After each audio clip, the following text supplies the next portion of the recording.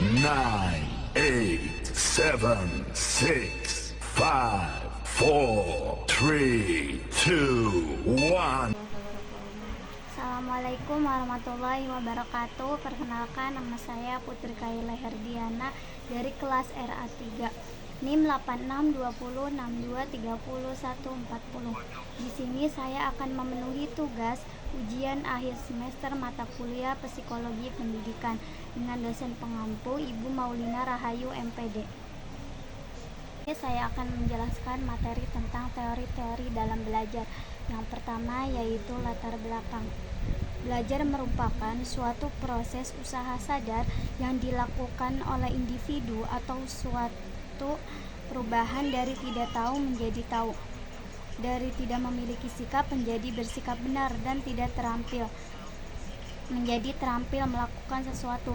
Belajar tidak hanya sekedar memetakan pengetahuan atau informasi yang disampaikan, namun bagaimana melibatkan individu secara aktif membuat ataupun merevisi hasil belajar yang diterimanya menjadi suatu pengalaman yang bermanfaat bagi pribadinya. Pembelajaran merupakan suatu sistem yang membantu individu belajar. Yang kedua yaitu pengertian. Teori adalah seperangkat ajas tentang kejadian-kejadian yang di dalamnya memuat ide, konsep, prosedur, dan prinsip yang dapat dipelajari, atau suatu teori yang di dalamnya terdapat tata cara pengaplikasian kegiatan belajar, metode pembelajaran yang akan dilaksanakan di kelas maupun di luar kelas. Yang kedua yaitu teori-teori klasik. Yang pertama yaitu behavioristik. Yaitu teori behavioristik merupakan teori dengan pandangan tentang belajar adalah perubahan dalam tingkah laku sebagai akibat dari internet antara stimulus dan respon. Yang kedua yaitu pengkondisian klasik. Yaitu teori-teori klasik dipelajari oleh seorang ahli sosiologis Rusia bernama Ivan Pavlov pada awal tahun 1900-an.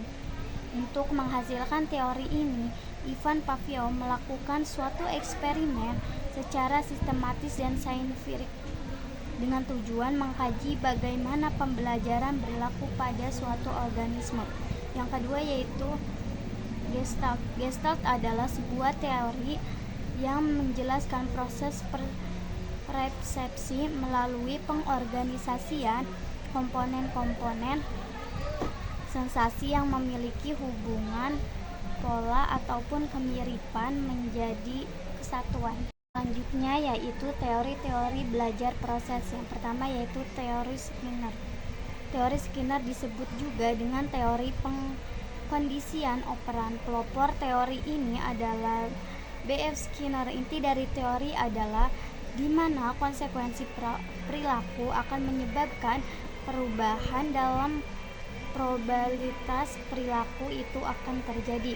Yang kedua yaitu teori Gagné. Menurut Gagné, belajar memberi kontribusi terhadap adaptasi yang diperlukan untuk mengembangkan proses yang logis, sehingga perkembangan tingkah laku atau behavior adalah hasil dari efek belajar yang kumulatif. Nah, selanjutnya yaitu teori-teori kognitif.